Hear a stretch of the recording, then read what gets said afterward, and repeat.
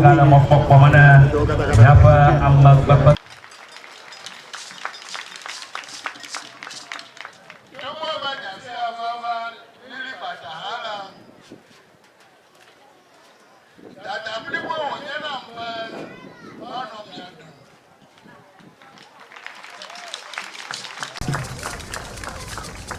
Mama Dzita baba mama saponi.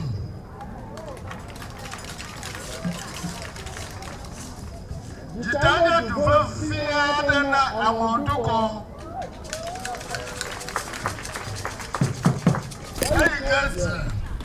Isa zadudu goma.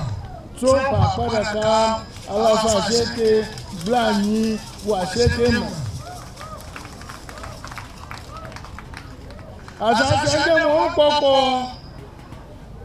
na Dzita vi shola gbaji gbawa va pe elabena dumenyo meso abo. Yes.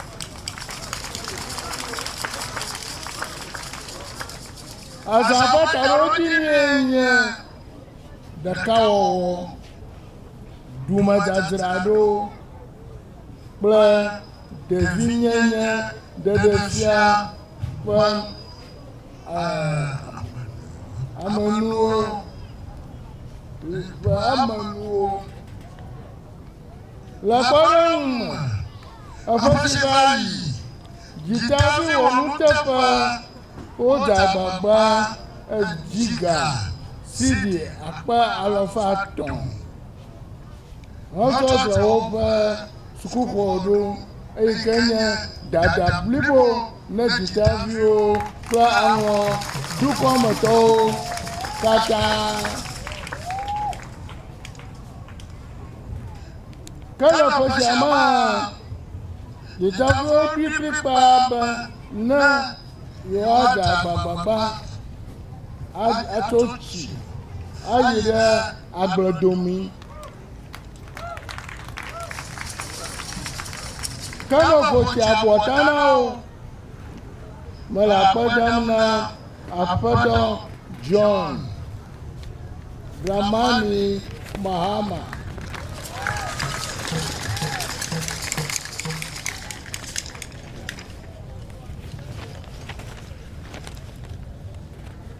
Ghana dukɔla be wòtɔ asi míavi aƒenɔ Sandra Seyram kpeɖevi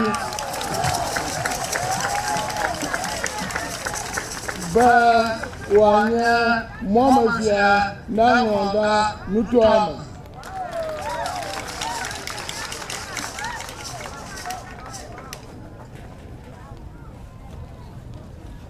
Ke nu ɖeka ƒo ɖem na woe nye ale si atsiaƒua le ƒo ɖem na nye dume nye dusiwo le ƒutakpa dzi.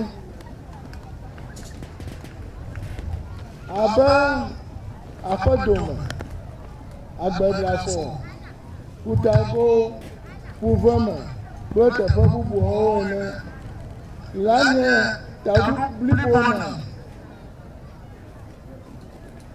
Ke le gadom ɖe Voter River Authority tɔwo gbɔ be woatrɔ asi ada ƒutsotsoabɔ kple aŋgawu tɔsisi gbɔ kpata ne viwo navo tso tsi dame si me.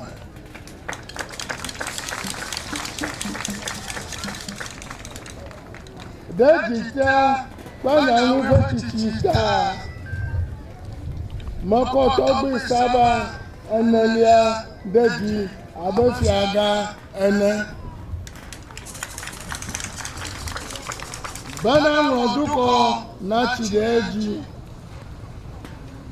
Medom ɖe aŋɔviwo katã gbɔ be ɖekawɔwɔ ƒe gbɔgbɔ natso aƒe ɖe wo me.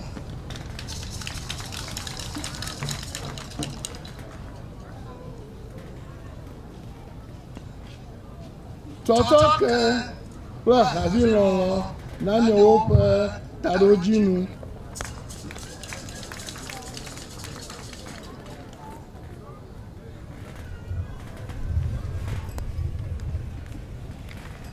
Meji Dzita mana angovio kata mauna yami. Meji isafa dobonye nami. Ango kocheko. Nakachi na kano tumebi. Akpana. Hey, what's up? Lekenya Domia, Yakata ni mo kponko mienya. You don't know Stoneboy, Everlove TV. Ya lem kuranwe. All right.